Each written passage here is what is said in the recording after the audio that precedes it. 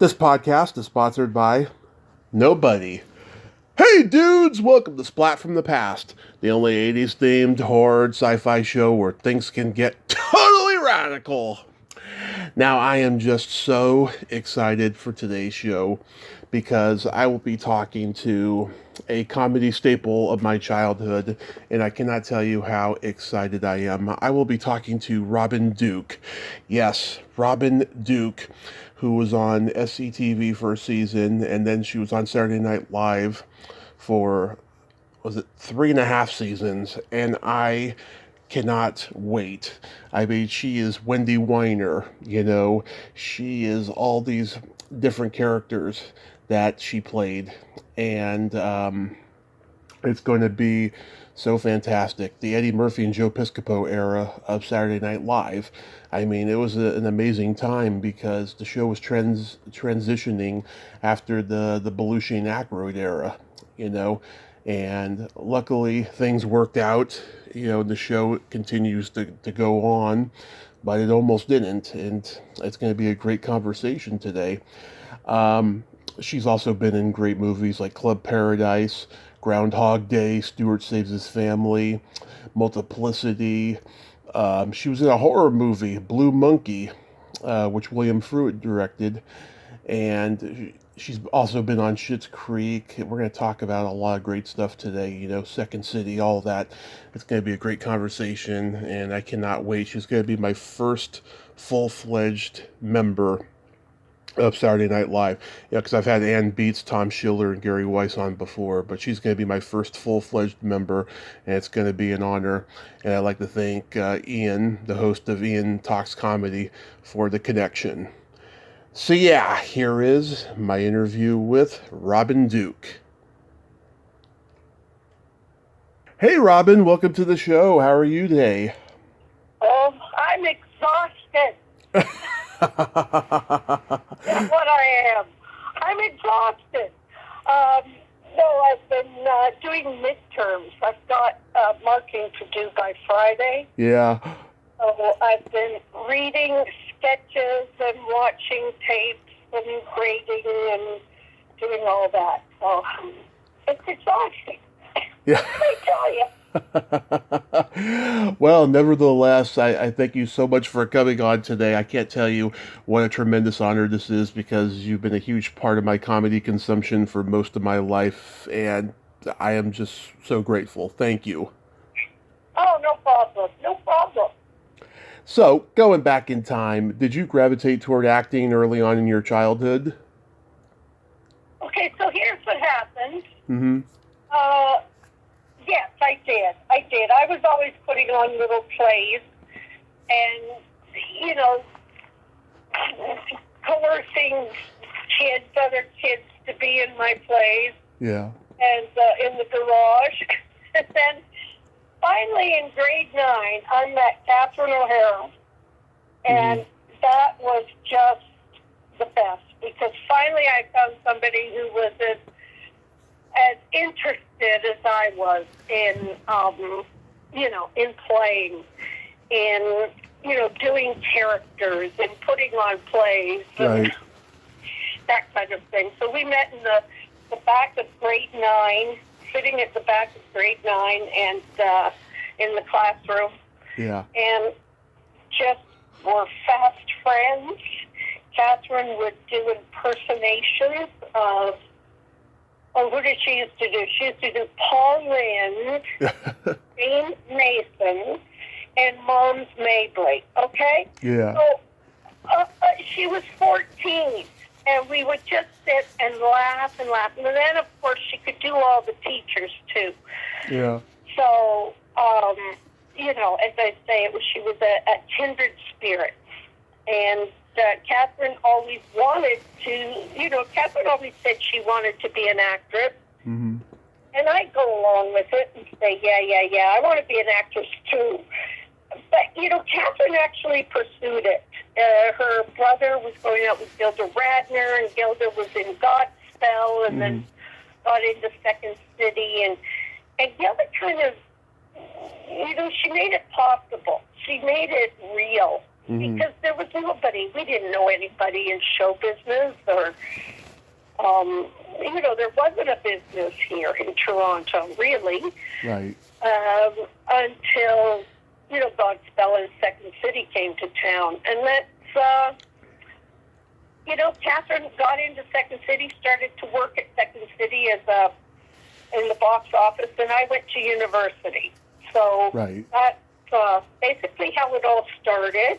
Then I started taking workshops at Second City and got into the company and all that. So anyway, Catherine sort of paved the way, or, cut down the path for me. God love her. Yeah. Yeah. So you two just became instant friends and just clicked immediately. Totally.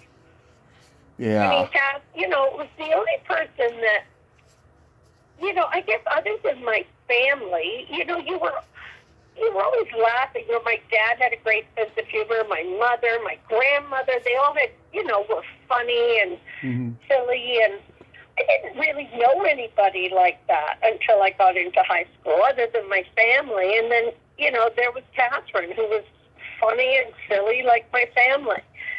And somebody that, wanted to be silly and make jokes and that kind of thing. So, yeah, it was great. It was perfect. Never met anybody like her. Yeah, because I remember years ago, you two were on Comic Relief 3, and you both did a sketch where she's driving and you're like, feeding her, a sandwich and like giving her a bottle of water, and she's like squirting the water, out and everything. Like, was that something you two did back then? Well, that's a scene that we used to do at Second City. Oh my God, I'd forgotten all about that. Yeah. That was a scene from Second City. It wasn't one that we had created, but one that we had stepped into. And so I guess we just did it for comic relief. But, yeah, that was fun. Yeah, that was, we were just in high school. We would just kind of hang out, drink tea, watch TV, put on, like, do silly hairstyles, or Right. like put on her mother's clothes. Yeah, just crazy, silly things that we would do, like dress up. We'd play dress up. Yeah. In grade 9. Yeah. Of course, we all did that. Yes, and then we'd, smoke cigarettes. We'd find butts or her parents' cigarettes, and we'd try to smoke. And, dear God. So, yeah, comedy relief. Oh, my heavens. Oh yeah, used to watch it every year as a kid, every year, and I shouldn't have because there was so much bad language on those shows. Oh, my heavens. Yes. Oh, God. So I can't believe it. So Catherine, she meets Gilda, and she takes you to see her in Godspell. What was that like, seeing that show back then? Oh, well, the cast was Marty Short and Paul Schaefer. Eugene Levy, Paul Schaefer, Jane Eastwood was in it. Who was there? Don Scardino and Victor Garber. I think I may have seen Victor Garber once, but he left pretty quickly after they opened. So that was the cast, and that's who we were seeing. So the talent on stage was incredible. And then Gilda took us out once. We'd go to matinees, and Gilda took us out once for dinner with Marty and I think Eugene, and maybe Victor was there. I have a horrible memory, which is why I'm not good at these things. But anyway, I do remember Marty taking the last cigarette out of my pack of cigarettes, and I didn't care because it was Martin Short. Yeah. And he didn't ask, he just took it. But I didn't, because he was like, I think he was in the middle of telling a story, and he needed to use it for effect. Yeah. So, I remember that, being honored that he had done it. Oh, my heavens. Oh, golly. We were just starstruck. Starstruck. Yeah. So what year do you two get to Second City? Catherine went in first, and then I was maybe 1 or 2 years after that. I started out in the touring company and taking classes with, Joe Flaherty and John Candy, and then Sheldon Patinkin, who was a great acting teacher. And then I was taking classes from Dell, and they cost, I think they were like $15, $10 a class on a Saturday morning for 3 hours. Now it's like a whole rigmarole, and you work your way up and all that.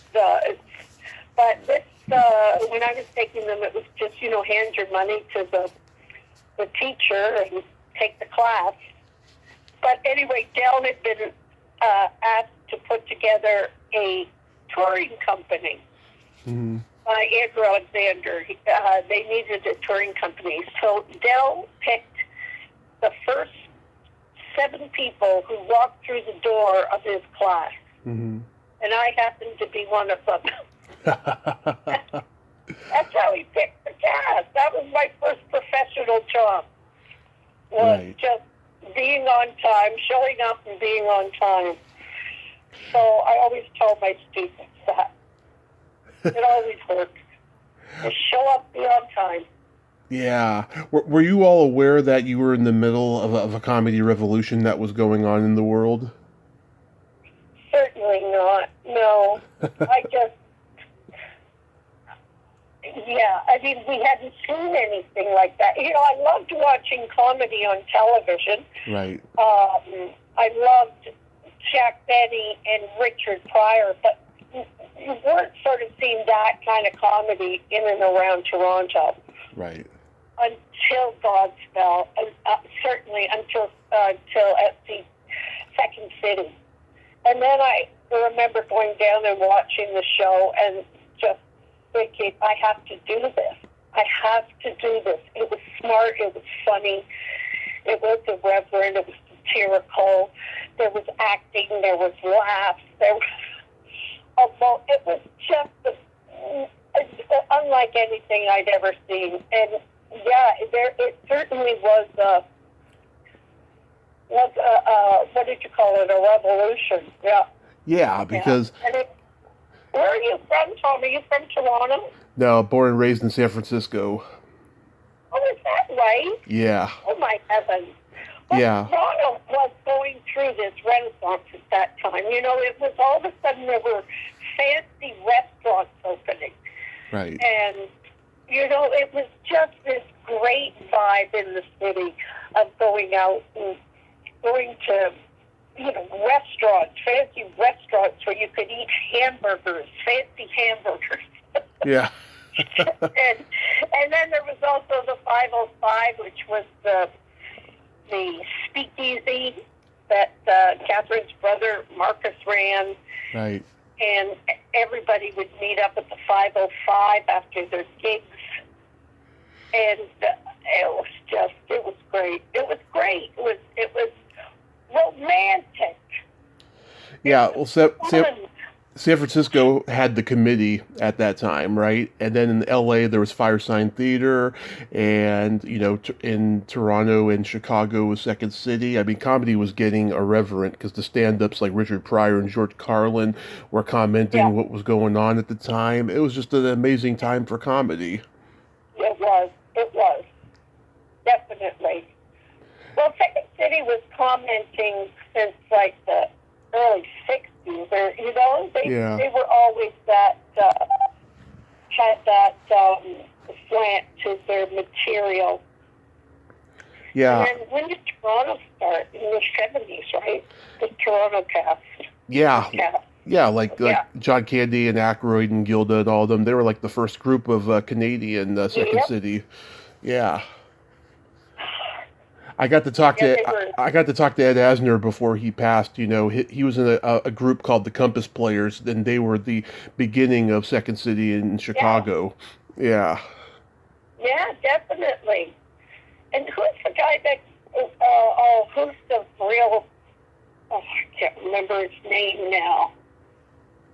Oh, I'll remember it. It's not Paul Sills, but it was somebody else who kind of started the Compass and the committee. I can't believe I can't remember. Mike Nichols. No, not Mike No, Nichols. no. He doesn't get, like, you don't hear his name a lot, but he really, you know, I'm sure you've read all the books, but what is it? Yeah, I can't think off the top of my head. It'll come to me. All right, let's keep going. It'll come to me. Okay. So is Second City where you developed characters like Molly Earl and Paulette Cole? Oh my God, Paulette. Yeah. Yeah, Molly Earl was, Mm-hmm. yeah, Molly Earl was just kind of like a combination of my grandmother and a woman Mm-hmm. actual name was Molly Earl, who sold a beauty counselor. And I went over to buy beauty counselor products from her. It's like an Avon. And I Yeah. went over and thought, this is the best character. And her name was Molly Earl, and I just stole her name. Terrible. Oh, golly. Yeah. Was National Lampoon around at the time? Not until later. I think that's when Gilda joined National Lampoon. They were starting that touring thing. Mm-hmm. And Gilda left for that, and who else? Did Danny leave for that? Did he go to National Lampoon? No, I remember seeing them at the El Macombo. No, it was like Chevy Chase, Christopher Guest, Bill Murray, a bunch of Yeah. people. Yeah. Yeah, and then Gilda joined them for a while. They came up to here, and she went off. That's when she left, and Catherine went into the show, whenever that was. Yeah, because I talked to Ann Beats before she passed, and she said, you know, the whole formation of National Lampoon was in Canada, and then they migrated to New York. Yeah, yeah, that sounds like it. That sounds like Right. somebody had a memory. Oh, God. So SCTV had been on a while when you joined. Like Catherine and John Candy had just left, right? Yeah, Yeah. and Andrew Alexander asked me to join. And, you know, at the time there weren't a lot of women doing what we were doing Right. in Toronto. So, you know, most of the women in Toronto at the time, I think, were actresses. Nobody was doing just comedy. To be an actor in Toronto, you kind of had to do everything, but all that was really available in Toronto, other than Second City, were acting gigs, theater gigs. So Mm-hmm. I was kind of the next best choice for SCTV to go into it. So I replaced Catherine, and I replaced her for 1 year, and then she came back. Right? Right. That's what happened. And then I went to Saturday Night Live because I replaced her at SNL. Right. I'm So sure. I just was Catherine. I thought you know, I wouldn't be doing this if it wasn't for Catherine. I know. Funny enough, I mean, you're both talented in, you know, your own rights, but like, oh my God, I mean, she's been like a driving force for your career. Totally. Completely. And, you know, and for my life, too. As I say, from grade 9 on, you know, the influence has been tremendous. You know, as a good friend. Yeah. And she's kind and generous and has always, you know, put out her hand and lifted me up and just is, you know, she's very special. I've been so fortunate with the people that I have worked with, Mm-hmm. who have all been very kind and generous. Yeah. For the most, yeah. I'm sure you hear this every day, but for like 40 plus years, this show has just impacted anyone who has anything to do with comedy. I mean, Saturday Night Live is a presentation, showbizy, sketchy show, whereas SCTV was more contained, had a context, it was shot on video, it looked like public access, which I think was a real charm to the show. Was it a lot of writing and filming hours? Well, when I did it, we were out in Edmonton. Mm-hmm. I was going to shoot in Edmonton. So it was very different, the hours from Saturday Night Live. You had, you wrote from a couple of months before you shot the scenes. Whereas, you're shooting and doing the scenes all at once practically at Saturday Night Live. But SCTV, you had a good period to write the scenes. Mm-hmm. And so it didn't feel like, I don't remember the days being long on SCTV, actually. Mm-hmm. I don't remember that. Probably because I wasn't in a lot when I was doing it. I was in the odd thing. But I don't remember it being really heavy, intense hours. Yeah. Sorry, go ahead. Oh, sorry. Yeah, I remember. You did the Shelley Winters impression, and you did that sketch where you're on the Irwin Allen show and you get hit by that wave, like in the Poseidon Adventure. Oh.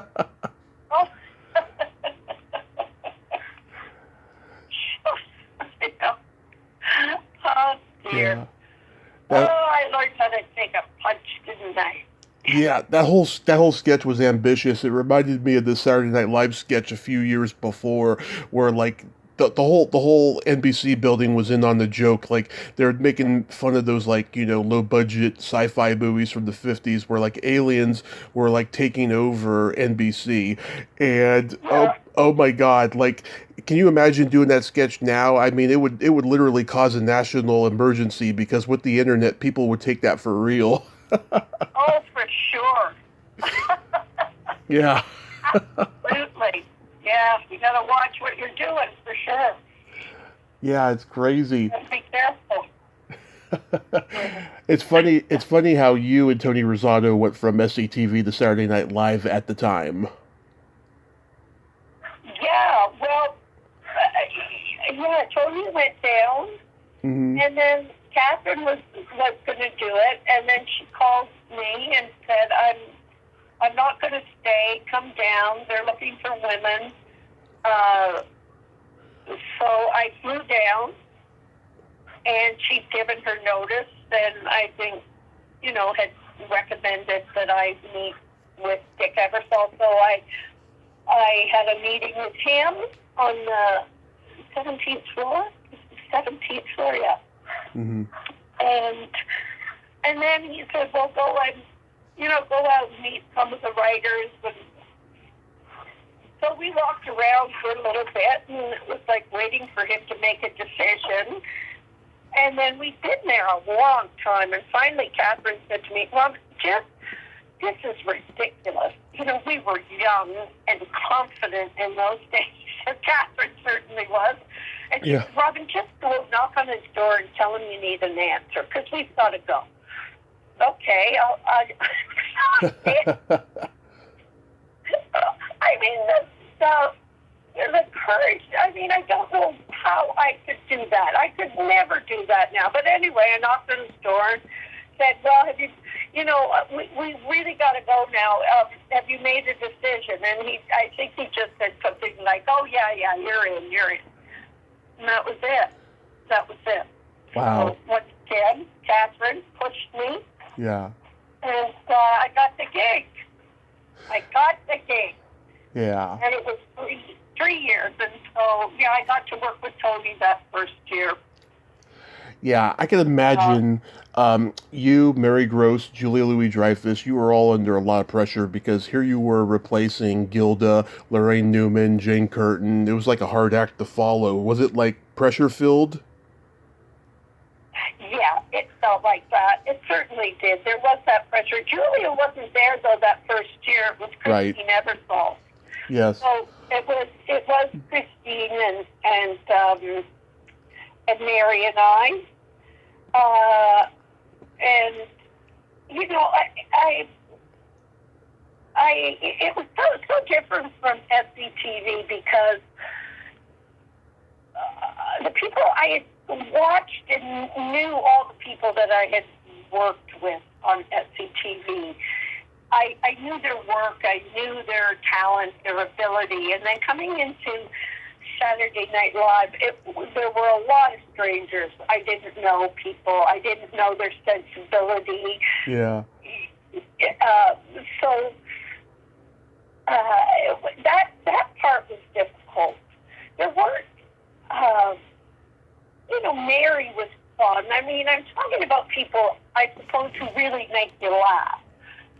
Like Eddie would really make me laugh. Mary would really make me laugh.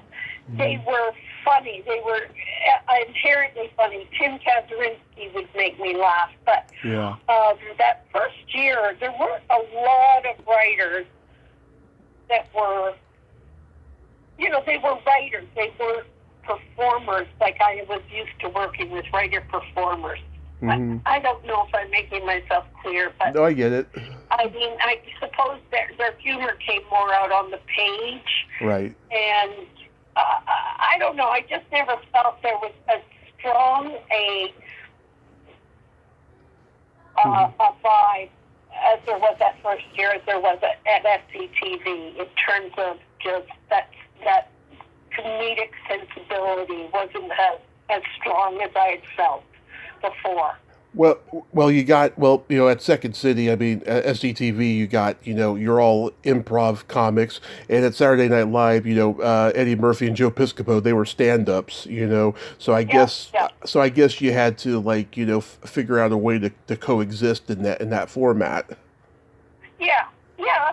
But Eddie is, he's funny. Yeah.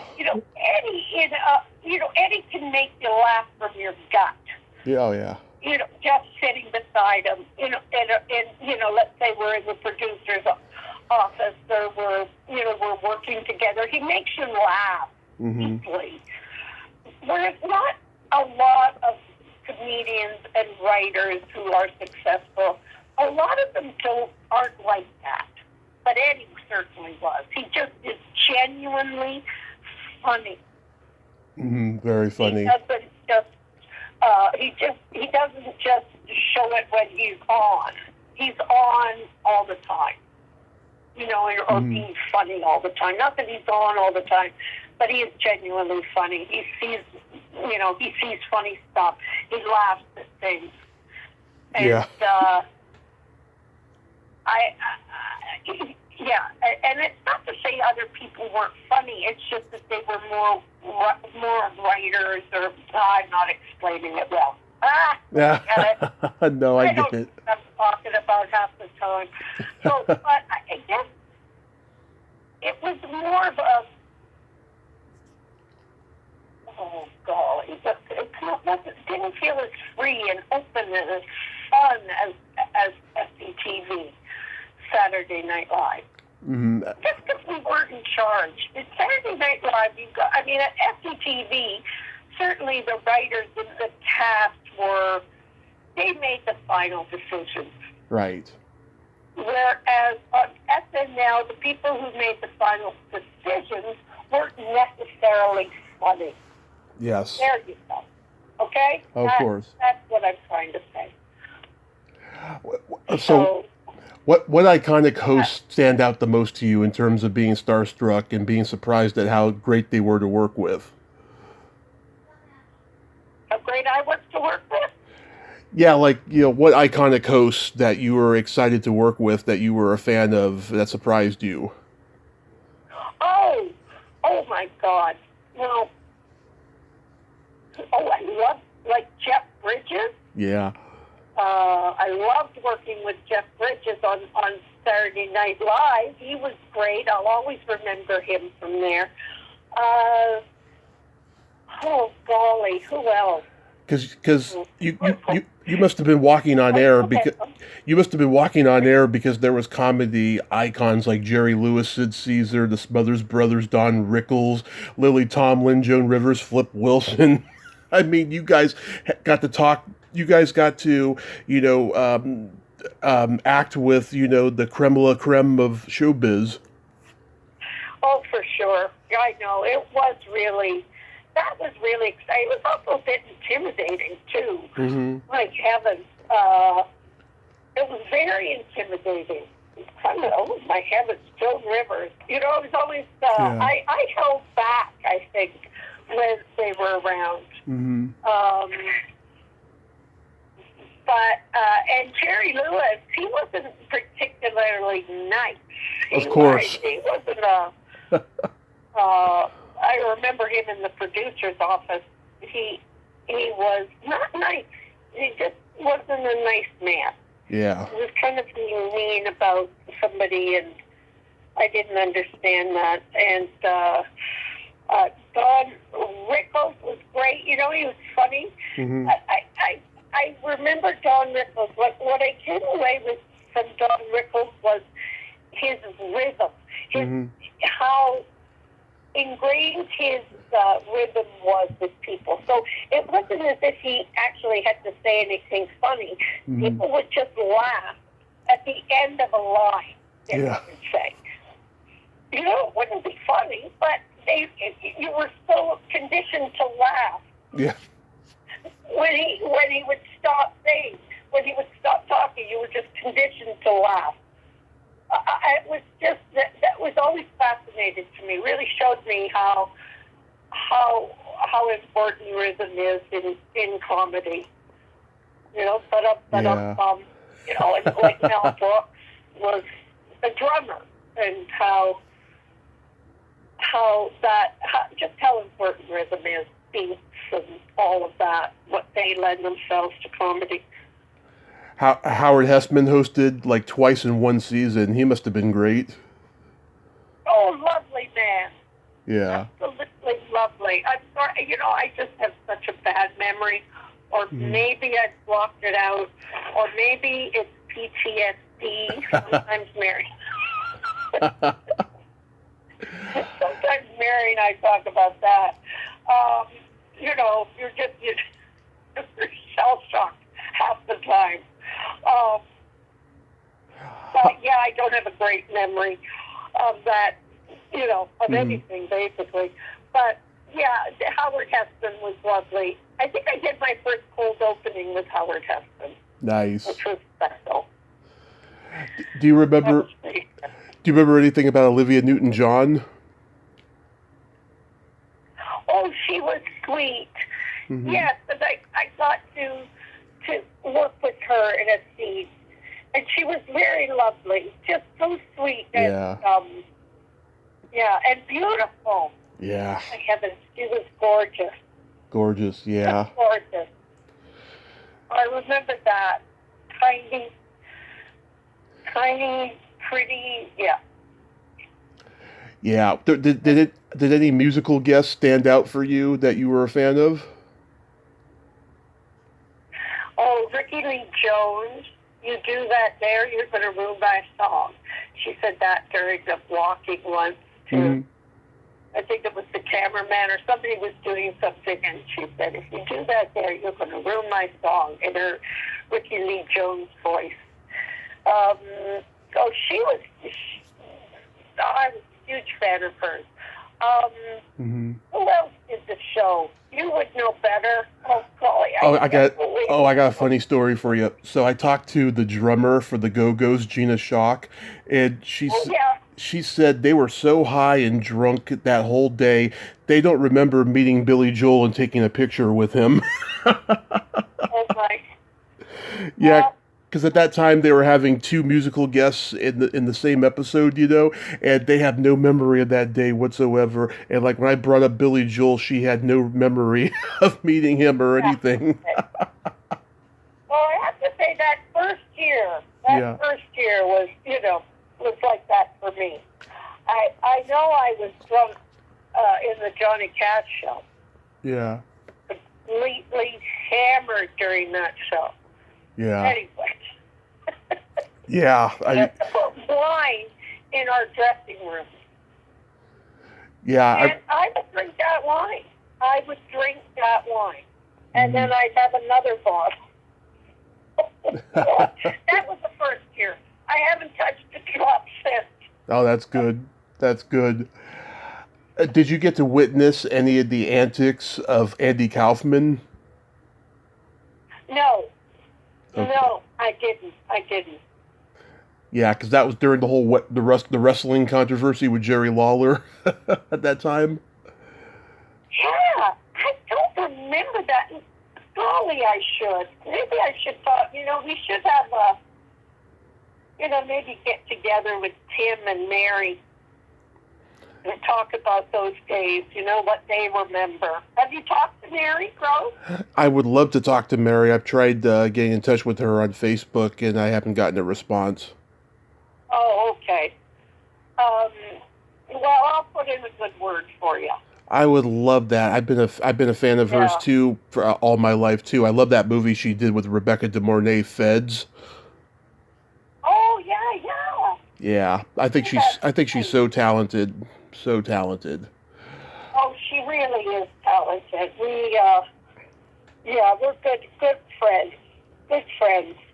I miss and seeing after moving back to Canada. I miss Mary, and there was also a writer that I keep in touch with, Margaret Oberman. Oh yeah. Who was a good friend, and she was when Margaret came to the show. She came after after I had gotten there.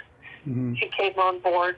Things really turned around when Margaret came, because Margaret was fun. She had that sense of fun, and she's funny and loves to laugh and sit in a room and laugh and that's what I like to do. Yeah. Whose idea was it for the whiners? Well, Joe and I would just walk around the office whining that we didn't have anything in the show. Nobody was writing for us. We'd go door to door playing these characters. And then I just went home one night and wrote it up and handed it in for read-through. In those days, you had there were no computers, so you had to hand your handwritten sketches or your typed up sketches into the production assistants for them to type it up, and then they would put all the sketches for read-through into piles, and you'd come in later. You'd come in the afternoon and pick up your pile of sketches to read, and I had handed in the whiners, and then I went to look for it, and it wasn't there.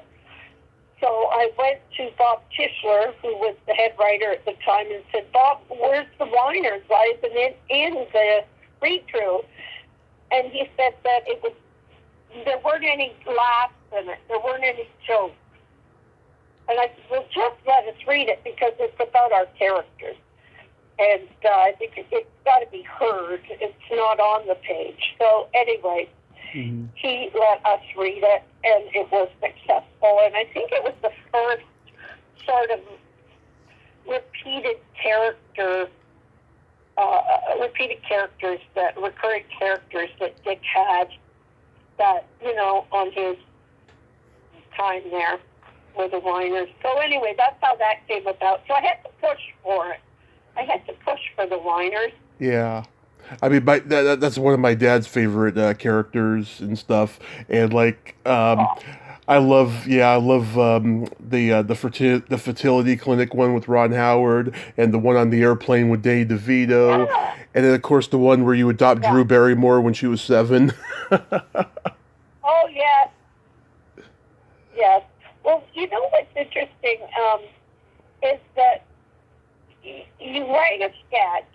that. Like, I wrote the original. Right. And then the head writers will take it on. So a host will have seen that, and they'll go, oh, I want to do sketch with the whiners. So then after that, the sketch was handed over to the head writers to write it, and not to me. So that was always interesting. That I'm glad I didn't want to have the pressure of having to write a whiners every couple of weeks. But that's how it works there. Yeah. And at that time in the first year, I wasn't hired as a writer. Mm-hmm. So that was another reason he didn't hand it to me. You and Piscopo had great chemistry, though. I remember you did this one sketch where it's Christmas time and you two haven't had sex in years and you're both making sexual innuendos, and like he spills eggnog on his knee and says, "Remind you of anything?" So cheesy. I love those Jingle spells. Yeah. Oh, yeah. Joe is great. I just talked to Joe not too long ago. Oh, good. Yeah, it was really fun to connect with him. I just love Joe. He's always, whenever I see him being interviewed, caught him being interviewed, he always mentions me and always is kind and nice. I really, appreciate that. He was always fun to work with. Joe is a real pro. Yeah. I mean, the impersonations he would do, he would work so hard on those. And I see him in, I think there was only one room that had a television monitor and a VCR. Mm-hmm. Joe would sit in that room over and just rewind and watch whoever it was he was doing. Rewind, watch, rewind until he got the impersonation down. But very steady, very good, very very disciplined performer. He is. Very good, yeah. Tell me about Mr. T and playing Mrs. T. Well, that was something. If I had a nickel. Anyway, what happened there? Okay, so my friend Liz, Welch, who was the talent coordinator, and who is actually coming to visit me tomorrow. Yeah. Liz and I went out. We snuck out during one day to see Rocky 3. Uh-huh.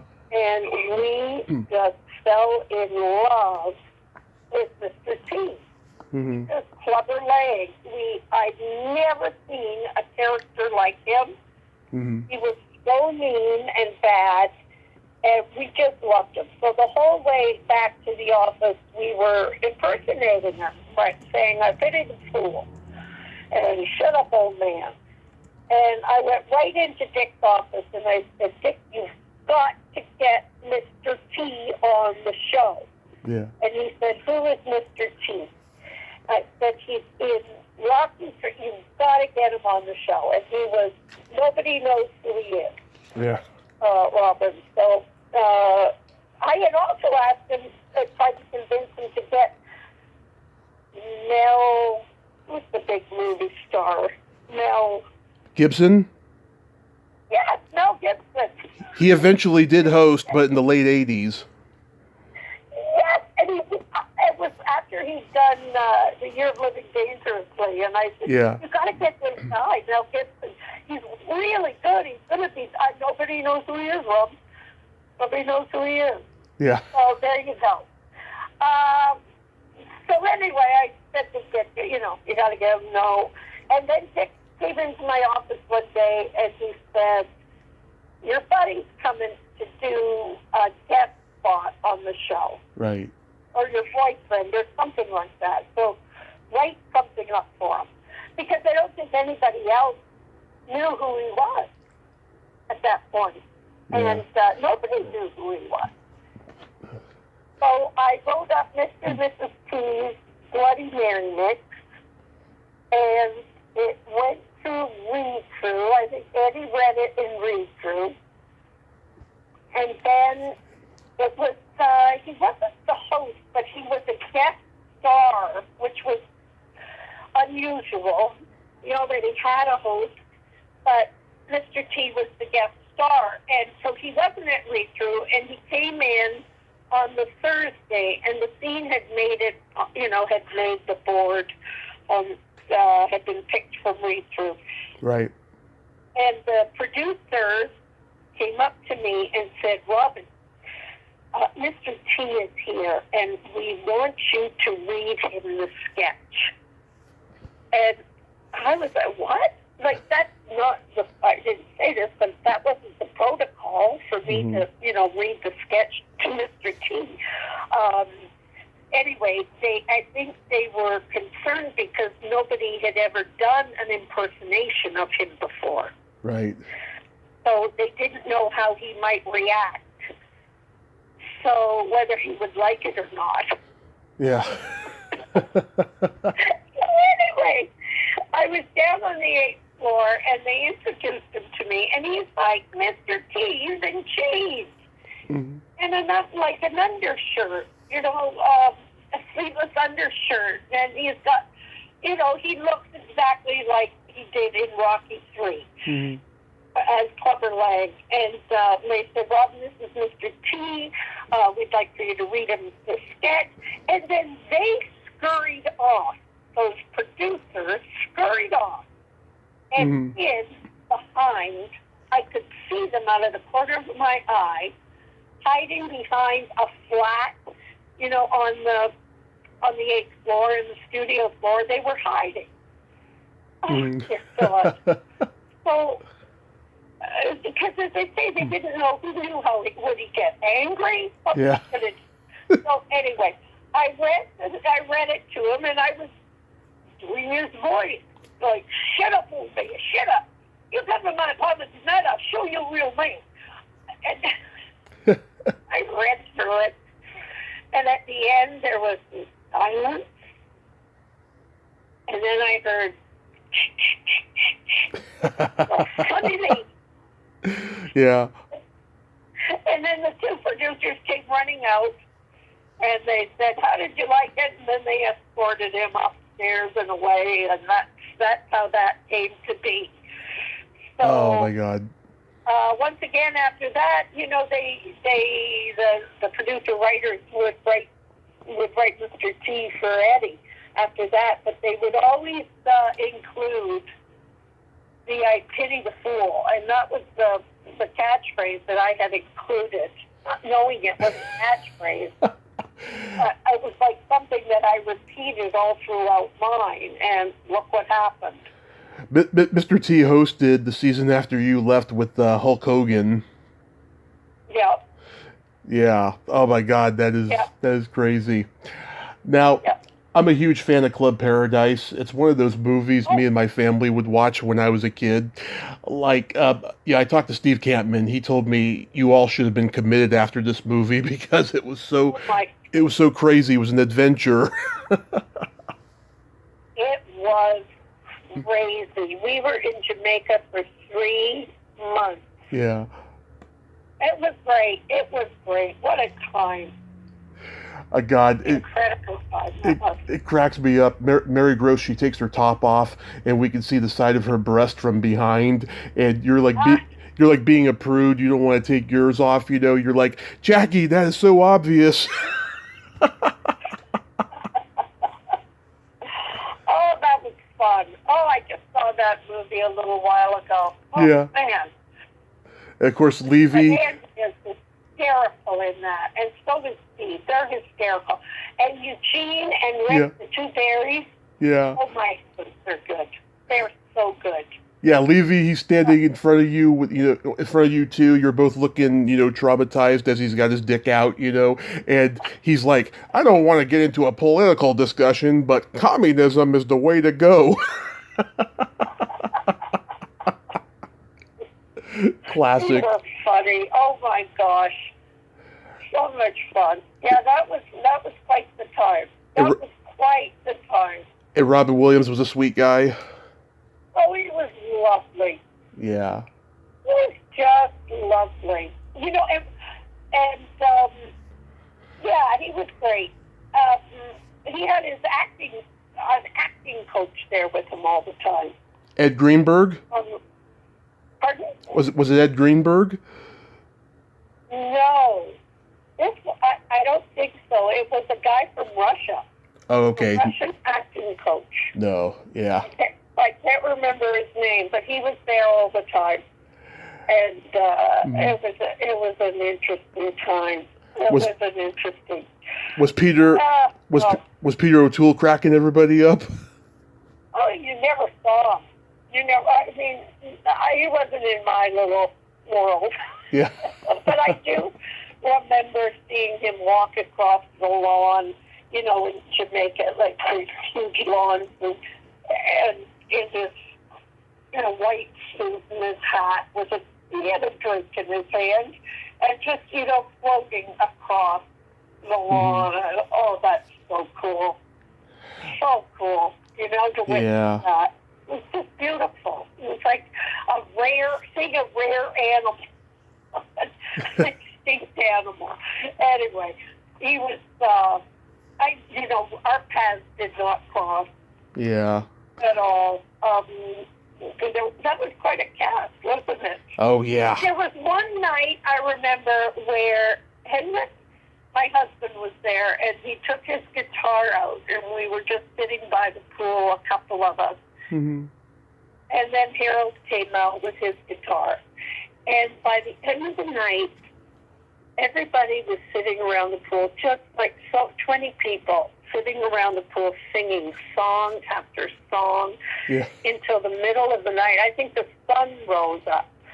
It was the most glorious night, I remember, with the stars above us in Jamaica, clear sky, and just these voices. And Eugene singing Danny Boy. His son's name is Dan, of course. Mm-hmm. But it was just glorious. It was heavenly. It was heavenly. Yeah. A strong memory of being there. Yeah.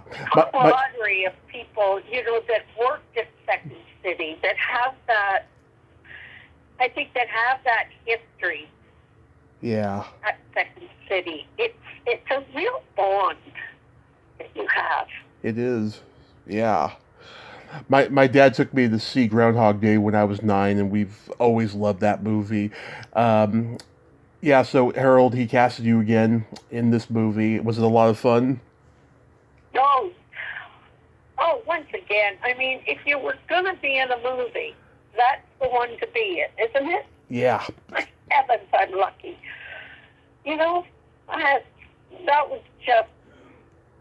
That was great. And, Bill Murray was so good to me. Yeah. He was so helpful, and shooting that movie, really teaching me how to work in front of the camera. And I remember the read-through when we did the table read for Groundhog Day. Yeah. Bill Murray was totally off book. Mm-hmm. And I had like 6 lines, and I wasn't. So embarrassing.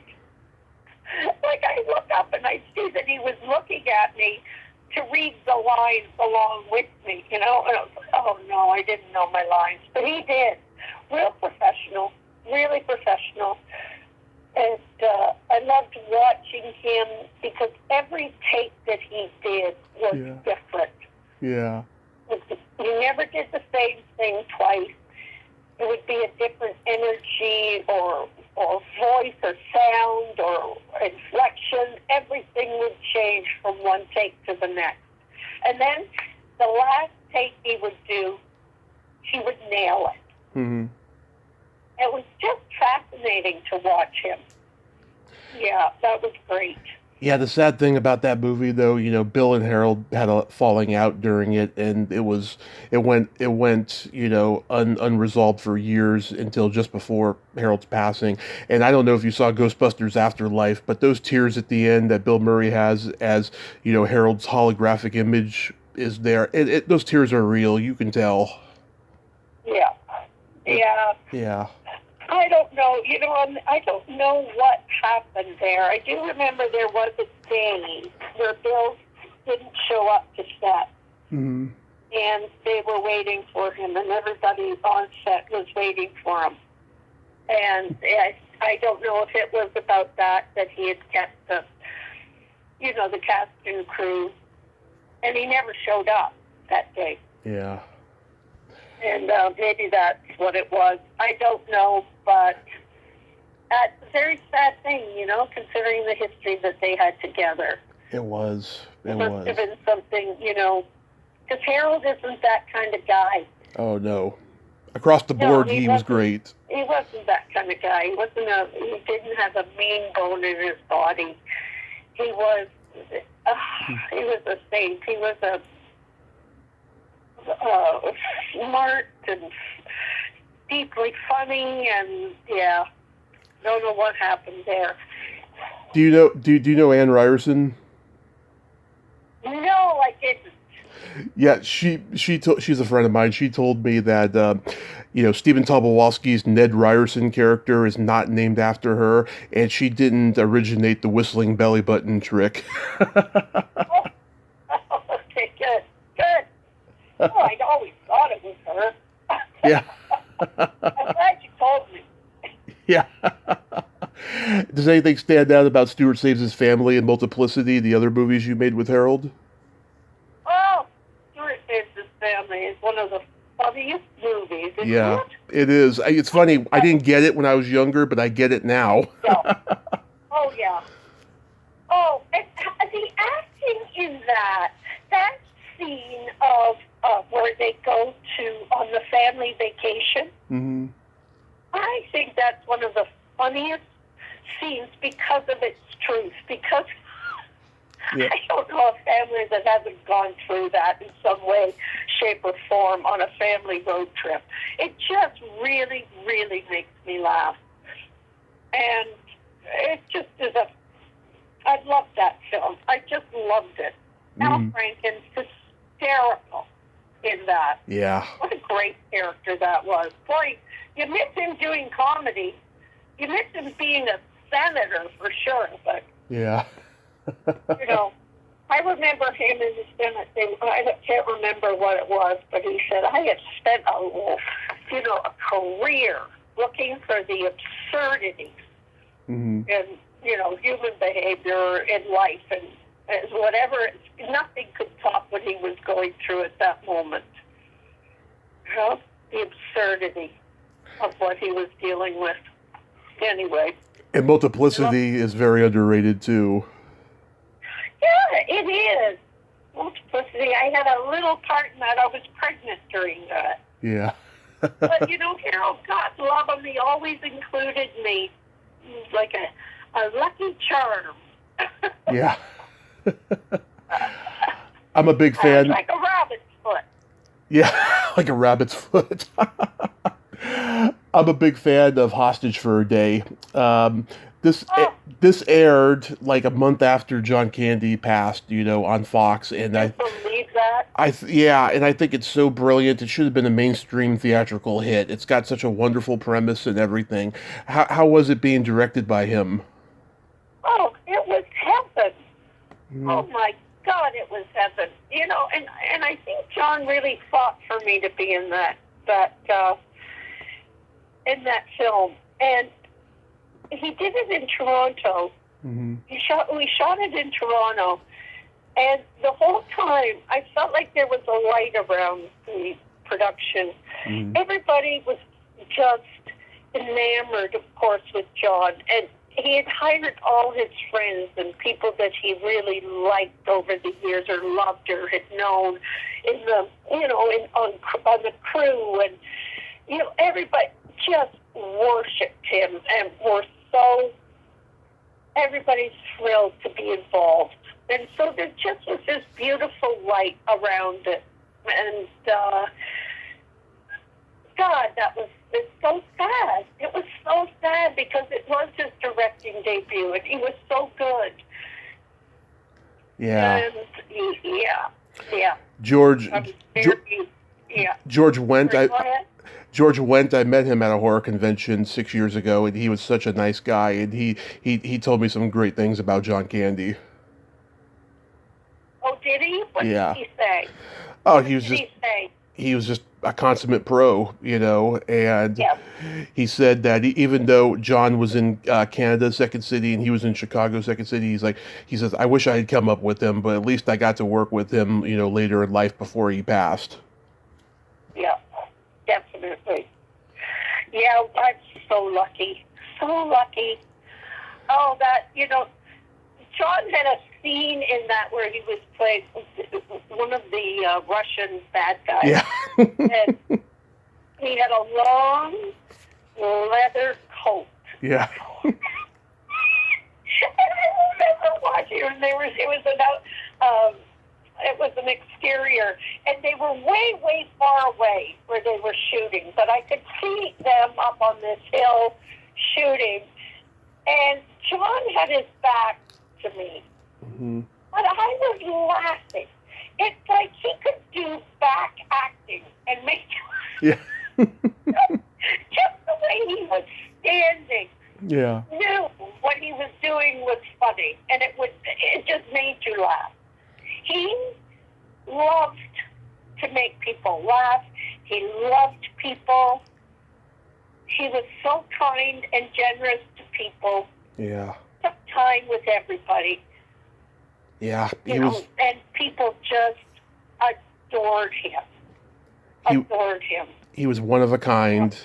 He was one of a kind. Really one of a kind, yeah. He hosted Saturday Night Live when you were there, and I was shocked to find out that was his only time hosting. He should have been part of the Five Timers Club because he would have been just great, Yeah.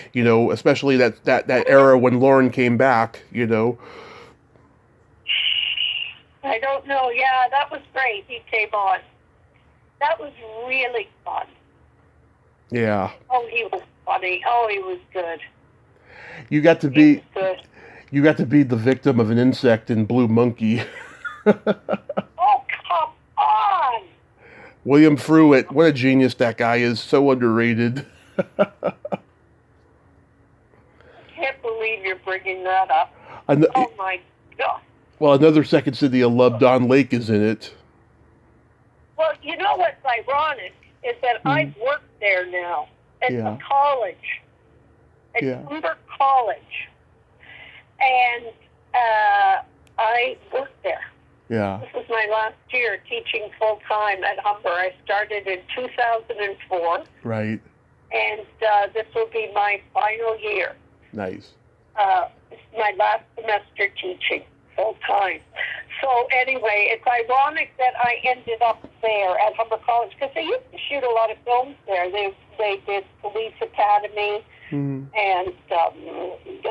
Blue Monkey. Oh, yeah. And they did a Martha Stewart one. Oh, yeah, they're always kind of shooting. It used to be an old insane asylum. Yeah. And it's haunted. And those were called, where we were working are called the cottages. Anyway, it's, and there's tunnels underneath. It's a really, interesting place. But, yeah. Do you get satisfaction teaching that you don't get when you're performing? Yeah, I think so. I mean, I really miss performing. I haven't performed as much because of the teaching. But I've been gifted along the way with these incredible roles that, have kept me going. And then I've also had when I started at Humber, I started Women Fully Clothed, which is an all-woman comedy troupe. We write sketches and do shows. We've worked all around the States, and we did the Edinburgh Festival, Fringe Festival, and it's that was always such a great creative outlet for me. And one of the most creative things I've done in my career is doing Women Fully Clothed with these other women that are so good and powerful and funny and lovely women to be able to work with. So I'm just honored to work with each of them on Women's Day. So I was always had that outlet during teaching to go and do that, but television wasn't as easy. I had to sort of pick and choose what I auditioned for, and Right. my auditioning wasn't great because I was so distracted by teaching. Just always, got something going Right. on my mind about it. But it's nice to see. It's nice to see when the students get it. And I just taught a class on Thursday that I just thought, well, okay, my work is done. Yeah. It can't get any better than you've just done. You can't get better than that. So that was very, very satisfying to do that, to see that. Wonderful. Oh, and then I love seeing the students later on when they're grown up. Their faces look different, they just mature, and some of them have become very successful, and I'm just really proud of them, really happy for them. Anyway, I taught them everything they know, I like to say. That is wonderful. And, I listened to your talk with Ian and stuff. How long have you been sober now? Oh, my heavens, 31 years. No, it's going to be 32. I just celebrated 8 years. Congratulations. Did you? Oh, that's wonderful. Congratulations. Yes. He's coming back. Yes. Well, surviving a car crash, that did it. I had to, I had willpower. I had to, get to it. And it's just been a blessing. And this podcast has been a blessing for me as well. I'm working on, my memoir. Have you written a memoir? I went to King's College in Halifax, Nova Scotia, and got a master's in creative nonfiction, Right. where I did do a first draft of a book called My Funny Life and Improvising Through It. So when I retire, I will finish that. That's the first thing I've got to do. I'll finish that, and so I do have a book. Well, come back when it's finished, because I would love to hear about it. Oh, yeah, I think you'd really enjoy it. Just, all the sort of the stories that I've been telling you and more, the ones that I can remember. Yeah. I have to turn to my husband and say, do you remember this? Do you remember what? Don't you remember that? No, I don't. I've had an incredible life that I don't remember half of it. A lot of people have those lives. A lot of people. So, do you have any upcoming projects you'd like to mention? Oh, up here in Canada. Mm-hmm. And speaking of John Candy, I'm going to get there's a John Candy Award that they give every year in Ottawa. So I've been honored to get one of those, and I'll get to see his kids. And then I also it just aired, the first airing it's a show done up here and with CTV. It's called Shelves. Mm-hmm. It's a lovely show about a library in Toronto, Mm-hmm. and it's a lovely, really great show. It's kind of like, if somebody described it as like Canada's answer to Abbott Elementary. So Mm-hmm. I get to play an unhoused woman in it, which has been an honor and a challenge to do this character, and that's the latest. And then, of course, I'll be retiring from Humber College. Schitt's Creek still on, or is that over? Oh, I don't think it is on anymore. I'm sure you get recognized for that a lot. It must be on Netflix. Yeah. Is it not on Netflix anymore? I'm sure it is. It's funny. I've never seen an episode, but I'm tempted to. I heard it's really, really good. But yeah, I'm sure you get recognized for it a lot because it's so popular. Yeah. Oh no, I can't believe you haven't seen it. I'll watch it. People love that show. They love it. Love it. It is, well, as you saw, the number of awards it won. Yeah.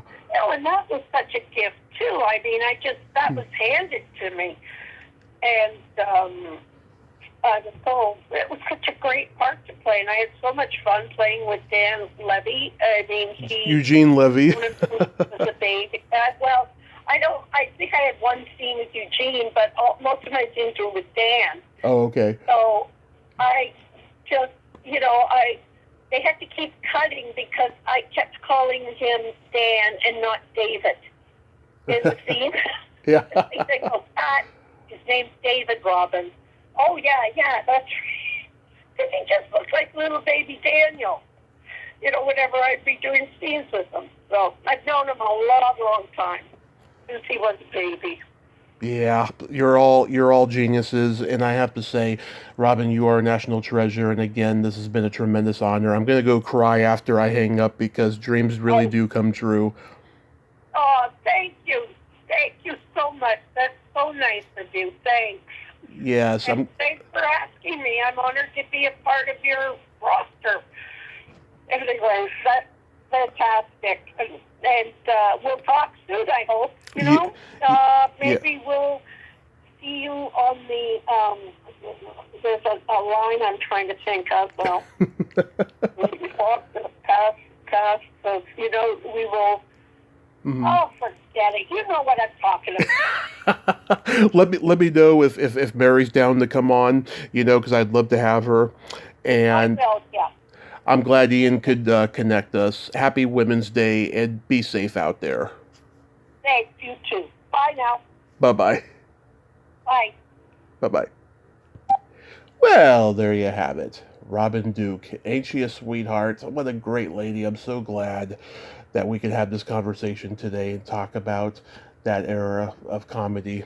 And I'm gonna cry because dreams really do come true. I'm so friggin' lucky. It's just beyond lucky. All right. Until next time, this is Tommy Throwback Kovac saying there's no shame in living in the past because the present sucks. Later, dudes.